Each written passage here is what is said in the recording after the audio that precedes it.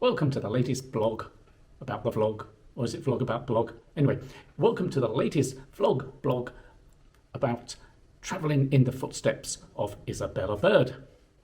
Yes, we're travelling in her footsteps, and last blog we had her in Penang, and now she's moving on. She is going to visit Hullo in Perak. But first of all, she travels through Province Wellesley. Now, Province Wellesley was a slither of land on the mainland that was taken over by the British in 1800 to protect the access to Penang, basically. And of course, it's named after the governor of Bengal at the time, which is the Duke of Wellington's brother, Richard Wellesley. And she travels through there. This is another piece of Malaya where there wasn't too much going on, but there were plantations and what have you set up there. And it was a place where a lot of Chinese had sort of sought refuge whilst the wars in Larut raged and so on. It was also a place where there was a certain amount of piracy taking place along the rivers and other such areas along the coast. Like I say, it was it's right this moment though it had become a peaceful little bucolic enclave, and the title of this blog is Smoking Mosquitoes, and given that the locals were very prone to smoking all sorts of stuff, particularly opium, I hope you don't think that they're actually catching the mozzies and lighting them up. There's no high to be had from that, I can assure you. Not that I've tried, but I suspect it's probably a reasonable guess to assume that mashed up mosquitoes stuck in your bong would not do you much good. In fact, what it was is they were lighting fires under the buildings to try and get rid of them. So this is a malarial swamp, just the sort of place where one would set up home for life. And the Maxwells had done so. They'd set up a place there. They got a plantation, and William Maxwell was now the assistant resident of Perak. His sister lived there in Wellesley, and she was what was she called, Mrs. Icemonger, and she wrote translations of various Malay books. That was her hobby. And William Maxwell was his father was a magistrate. I think he was the Chief Justice of the Straits, and he'd written a history of the British campaigns in the area, and the takeover of Perak and the takeover of Selangor. It was not a very flattering history. He was one of the people who thought that the whole thing was rather nonsense. It had been fueled by, well, a greedy minority, let us put it that way. And we'll talk about greedy minority in a minute. What's that now? William Maxwell is someone that Isabella thought was charming and argumentative. I guess it's that legal background that these people have. They like to have a good argument about various things. And he spoke Malay, he was brought up there, and he was well into Malay culture. And as I said, his sister was translating all these Malay books. So she travelled with William Maxwell, and it's interesting that she meets all these quite interesting people, but she didn't meet Frank Swettenham. And Frank Swettenham does become one of the most important people in the area. In fact, he's pretty important even then, and I think he's only about 22 years old. But him and William Maxwell, well, they didn't get on. Temperamentally, they were at odds with each other. Frank Swettenham was, how should I put it, a bit of a cad, really. I smoked a cigarette like that, and he was a ladies' man. Particularly, his speciality were married women. He tended to go around the colonies seducing all the wives. because there were a lot of bored wives, and Frank was an exciting man, a very clever man, and also ruthless, cold-hearted, literally drove his wife mad, and he had several Malay mistresses and illegitimate children floating around. He spent, I don't know, about several years being blackmailed because of this. He was a man of prodigious energy and ability. Let's put it this way. His biographer says, he was an exceedingly capable man, but not nice. So, definitely dead sexy, in other words. Whereas William Maxwell, he was, I don't know, I suspect he was heavily into the sort of religious fervour that Isabella approved of. He was Protestant and went to church every day and whatever. I'm sure he was a staunch something or other. Now then, what happened with him is that Frank Swettenham accused old Maxwell, despite all his obvious virtues, of summarily hanging a bunch of Malays in Kota Lama at the end of the Perak Wars. And he says he did it without due process. And this accusation is something that William Maxwell denied, of course. And to counter this, he accused Swettenham of conducting a kangaroo court up in Taiping, where Sultan Abdullah was wrongfully convicted of collaboration with the assassins of James Birch, and therefore he was chucked off the peninsula and sent off to the Seychelles. And I told you about that in the last episode. What was it? 2 episodes back. Can't quite remember. Never mind. Anyway, I have already spoken of that. Maxwell thought that this was bad show. It does sound like Maxwell had a great deal more sympathy for the upper orders, whereas Swettenham, who most decidedly considered himself one of the upper orders, had a very low opinion of those others that were of an upper order, and was more inclined to demand justice for the ordinary folk.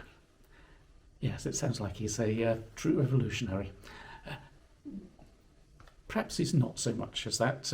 One of the conflicts between Frank Swettenham and Maxwell was the fact that Maxwell did the audits and the investigation into Bloomfield Douglas's land dealings in Selangor.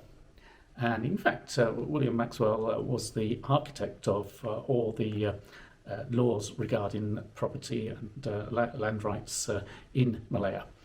So he literally wrote the book, wrote the laws, and therefore was out to make sure that they were enforced. And the assistant to Bloomfield Douglas at that time was a guy called Frank Swettenham. And they got involved in some dodgy land deals. That's basically it. And so he was pursuing this consistently. Frank Swettenham was not pleased about being hounded over all these things that he probably considered to be perfectly legal. And in fact, there was an awful lot of other people that were involved in dodgy land deals that William Maxwell was had his eye on. And so consequently, Frank Swettenham loses the records of the court cases in Taiping, as one would. They're misplaced somehow, so obviously you can't look into them in too much detail. And the British colonial government, in their supreme wisdom, decided to do a deal with the Dutch and relinquish all British claims and rights and relationships in Sumatra, which is in particularly with Aceh. And in return, the Dutch gave the British the Gold Coast in Africa. Now then, Frank Swettenham had a friend in the Colonial Office. Well, Frank Swettenham thought this was ridiculous. This is total nonsense. The British relationship with Aceh was absolutely was a solid one and a good one, mutually beneficial for everybody. And now suddenly they had to give up all that, and the Dutch then went into an endless war with the Achenese, who were fighting them, didn't want the Dutch in there at all. And on top of that, the British ended up fighting the Ashanti on the Gold Coast. But, never to, always to see a silver lining in a dark cloud.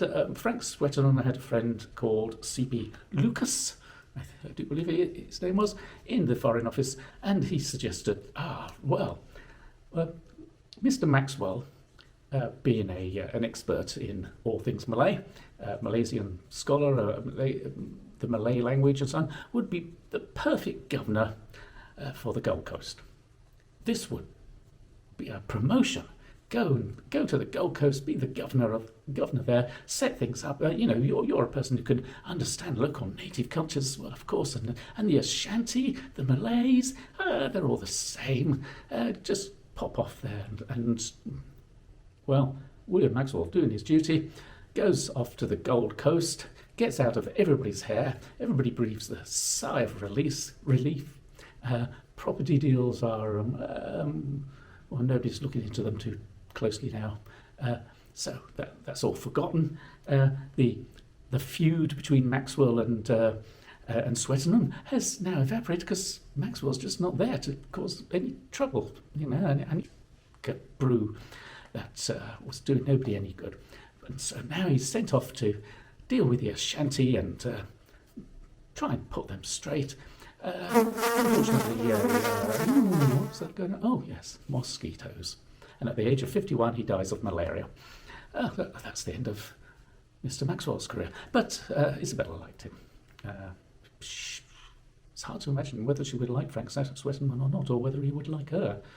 I think Frank probably tried it on with everybody, would have, I don't know. Anyway, he was not around. And she now, what does she do? Well, she's just passing through and she's going off to Taiping now. So, there's this thing about history, is that it's sort of this concatenation of unexpected results.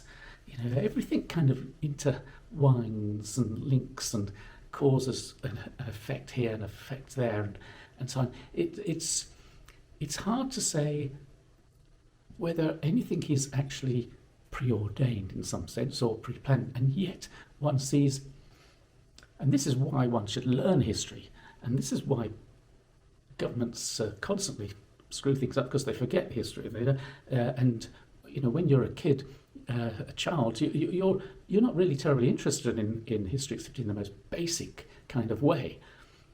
I mean, what was I taught about England? I was taught, we're all blue-painted savages, civilized by the Romans, then made savage again by the invasion of the Anglo-Saxons, who drove off the Romano-British into the Welsh hillsides, and then the Anglo-Saxons were attacked by the Vikings. The Anglo-Saxons then became more Vikingate, and King Canute finally took over, and then his sidekick, the Godwinsons, took over, and King Harold Godwinson goes and fights the Normans in 1066 at the Battle of Hastings, and the Normans take over, and then it's, I don't know, what is it, Henry VIII, Elizabeth I, Drake and his drum, fighting the Spanish on the Spanish Main, and it's the settlement of America and the beginnings of the British Empire, and then it's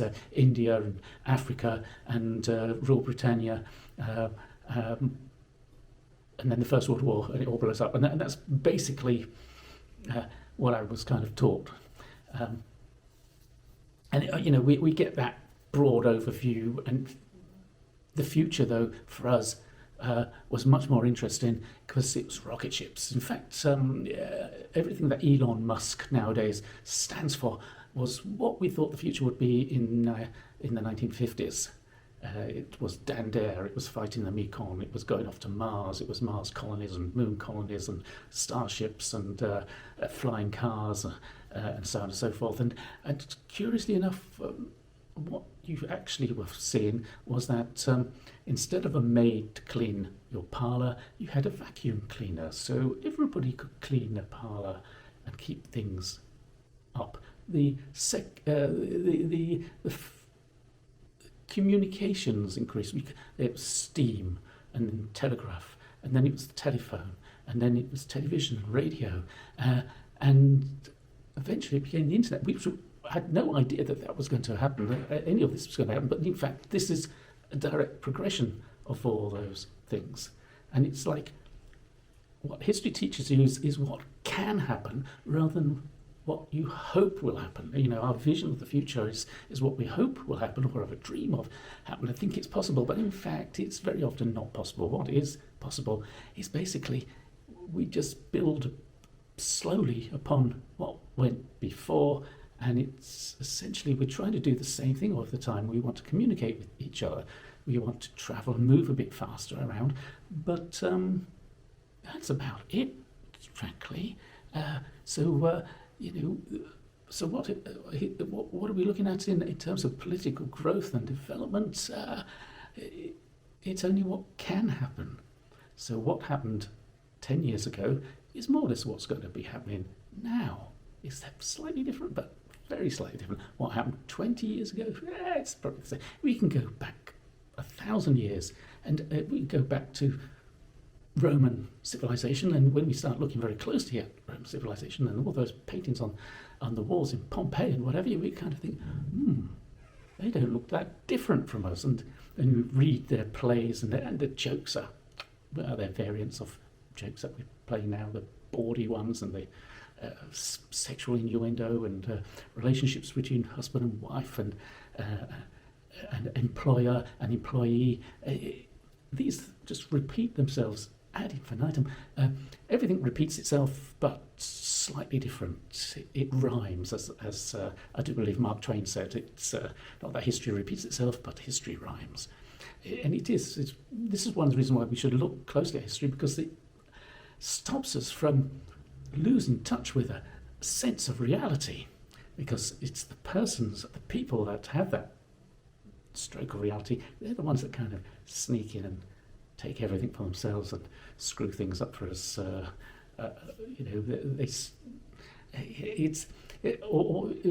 it's complete fantasists that go in there and they screw things up because they can't take everybody with them in some way. They're trying to do things which are impossible, and I think that's what history tells us. It's the possibilities, the real possibilities, and it's subtle, and it requires looking into in more detail and thinking about, and it's enjoyable to do so, because you suddenly do realise, we're seeing this, I could have told them, I look at what's going on in Afghanistan or whatever, and you kind of say, well, just go back 200 years, same thing.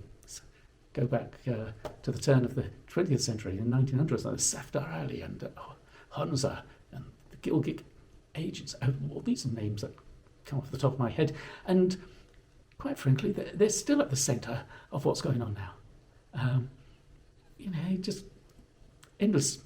What's driving these forces? It's geography, it's the economy, it's resources and movements, it's trade requirements that we need to survive in different environments and so on, and of course our desires to house ourselves and clothe ourselves and entertain ourselves, and once we start getting out of that realm into the fantasy ideas that also we have, we begin to fall into conflicts usually.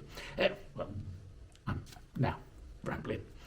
I know I can't do that. No, right, because we've got more to talk about in the next video. So I'll see you then. Bye.